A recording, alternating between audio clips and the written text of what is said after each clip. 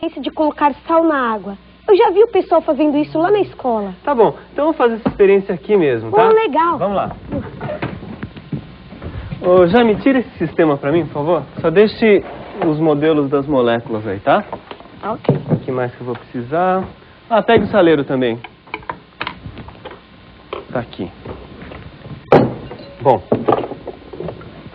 Primeiro, eu tenho aqui nesse recipiente água destilada, tá? Então só tem moléculas de água aí, mais nada. Água purinha.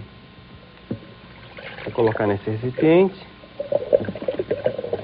Pronto. Já foi. Agora, para você entender direitinho essa experiência, você vai ter que entender como é que funciona esse sistema elétrico aqui. Deixa eu ligar na tomada. Tá aqui. Bom, eu tenho uma lâmpada que está ligada na tomada e eu tenho dois extremos aqui, duas conexões, né, abertas, dois pedaços de fio.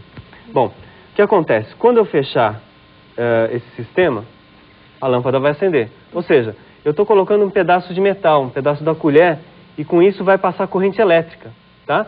Então, esse meu sistema simples, ele detecta a passagem de corrente elétrica. Toda vez que a corrente elétrica passar, ela vai acender.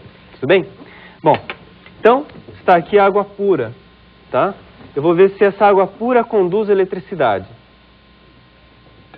Não acendeu. Não acendeu. Então, a água pura não conduz corrente elétrica. Tudo bem? Agora, eu vou pegar o sal. Cloreto de sódio, NaCl, tá? Então, vamos ver se o sal conduz corrente elétrica. Também não. Também não acendeu, né? Uhum. Agora, vamos misturar os dois. Espera um pouco. Vou colocar o sal nesse recipiente. Um pouquinho mais. Vamos misturar. Olha lá. Ué, Tá vendo, olha? por que acendeu? Então, isso daí que é interessante, né? O sal sozinho não conduz corrente elétrica. A água pura também não conduz corrente elétrica. Mas a água com sal conduz corrente elétrica. Como é que a gente pode explicar esse fenômeno, hein? Bom, eu vou explicar através das moléculas. A molécula de sal, como eu falei para você, é NaCl. Então vamos supor que essa bolinha vermelha represente o Na, tá? Sódio, né? E essa bolinha verde, o Cl, o cloro. Quando você coloca essa molécula de NaCl dentro da água, o que ocorre? Ocorre uma ruptura da ligação química, tá? Então os dois átomos sofrem um processo chamado processo de dissociação. O Na fica positivo, o Cl fica negativo.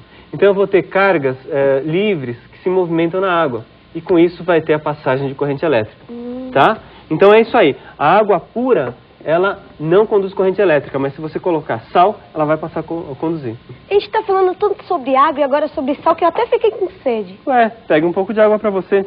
Tem água aí na geladeira, tá? Professor, Oi. e se eu parasse de beber água? Ficasse vários dias sem tomar um gole d'água? Mas continuasse comendo? É claro, né, professor? Sem comida não dá. Tá, não ia acontecer nada. Mas o nosso organismo não precisa de água? Precisa, mas nos alimentos que você come tem água. É, mas eu não estou falando das frutas. Estou falando se eu comesse só bife, por exemplo. Bom, mas na carne tem água. E muito mais água do que você imagina. Ah, professor, e tem uma coisa que eu sempre quis saber. Qual a diferença desta água e da água destilada? Bom, a diferença está no grau de pureza. A água destilada é livre de impurezas. Então a água que a gente bebe é suja? Não, é que essas pequenas impurezas que tem não fazem mal para o organismo, não. Eu vou mostrar para você, então, como é que se faz uma destilação, tá? Esse processo de destilação, tá bom? Vamos lá. Jaime, você pode tirar essa experiência para mim, por favor? Essa? Isso, coloque lá atrás. Enquanto isso, eu já vou preparando esse outro sistema. Pronto. Preciso acender o fogo. Você já viu alguma vez esse conjunto todo? Conjunto todo não, só viu bujão de gás. Bujão de gás, né? Tá aqui. Pronto. Bom, então, enquanto ele vai aquecendo a água, eu vou explicando para você o que vai acontecer. Eu tenho aqui uma fonte de calor, né? Esse bujão de gás aquecendo esta água. Esta água está impura, ela contém sal, muitas impurezas aí, enfim, né? Bom, à medida que a água é aquecida, ela vai passar do estado líquido para que estado? Vapor. Isso, vai passar para o estado do vapor, né? Então esse vapor vai passar por esse tubinho aqui, tá vendo? Tem uma abertura, porque o sistema está todo fechado, só tem essa abertura. Esse vapor vai passar pelo condensador e vai se resfriar.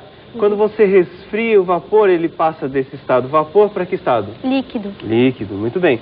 Então, finalmente, no final desse condensador, eu vou ter água pura passando por aqui, tá? Então, o nome desse cilindro de vidro é condensador. Como é que ele funciona? É assim, primeiro, você viu que eu liguei o registro, né? A água que entra por aqui, é água a temperatura ambiente. Essa água vai subindo por esse condensador, tá? Até atingir essa outra saída, tá? E essa água é liberada. Muito bem. Então, esse sistema vai resfriar o vapor para que ele possa se condensar. Por isso o nome condensador, ok? Então, veja só, a água já está entrando em ebulição aí. Ela já está passando do estado líquido para o estado vapor, tá? Então, essas gotinhas vão subindo. À medida que elas atingem as paredes do condensador, elas se resfriam e passam para o estado líquido. Agora, uma observação interessante. Bom, eu falei para você que essa água que está no recipiente, está fervendo aí, ela está cheia de impurezas, né?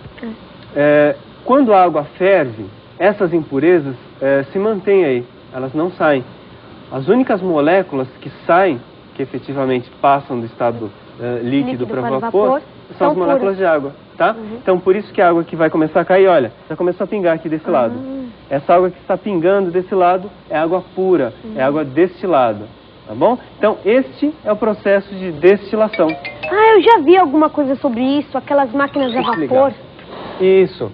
Bom, as máquinas a vapor utilizam o vapor também para movimentar um eixo, movimentar algum pistão, né? Mas é calor convertido em trabalho, que é um assunto que a gente vai ver outro dia, tá? Eu nunca pensei que a água fosse tão interessante.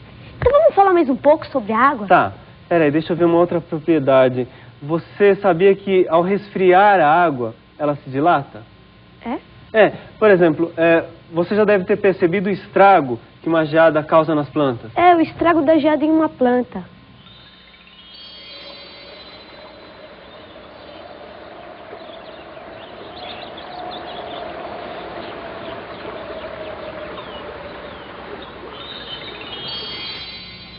Já vi sim, nas férias que eu passei lá em Santa Catarina.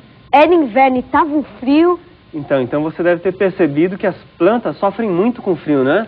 Parece até que elas foram queimadas. Esse aspecto queimado ocorre porque as células, elas acabam arrebentando, as paredes das células acabam arrebentando. Por quê? Dentro da planta, dentro das células, tem água. E a água, ao ser resfriada a uma temperatura abaixo de 4 graus Celsius, ela começa a aumentar o volume, ela começa a se dilatar. Mas quando ela dilata, ela arrebenta as paredes das células, dando aquele aspecto de queimado, né? Então é por isso que quando a garrafa de refrigerante fica muito tempo no congelador, ela quebra? É isso aí. Bom, a água é uma exceção, porque a maioria dos materiais, quando você diminui a temperatura, a tendência deles é contrair, né? Ocorre a contração desses materiais, eles diminuem o seu volume. Mas a água, quando você diminui a temperatura, ela tende a dilatar. Então, por isso que ocorrem esses fenômenos. Bom, deixa eu ver. Eu vou mostrar para você uma outra experiência que relaciona uma das propriedades da água também. Vamos ver. Oba! Jaime, só tira esse equipamento para mim da outra experiência. Deixa a água, tá? Ok. Bom, deixa eu ver. Vou precisar de bastante coisa. Pegue o fósforo. Tô pegando aqui o bico de Bunsen. O que mais que eu preciso? Uma pedrinha de gelo dentro desse tubo aí de ensaio.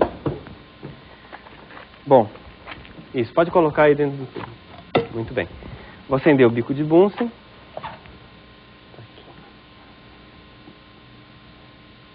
Pronto. Uma fonte de calor, né? Vou mostrar para você que a água é isolante térmico.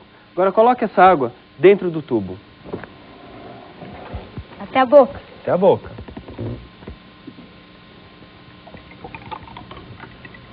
Isso. Muito bem. Pode guardar essa água. Bom, eu vou fazer o seguinte. Eu vou colocar essas arruelas metálicas, tá? Estão aqui na minha mão para manter o gelo lá no fundo desse tubo. Então, lá vão as arruelas. E vai o gelo para o fundo. Agora eu vou colocar esse bico de Bunsen como fonte térmica aqui, ó. fonte de calor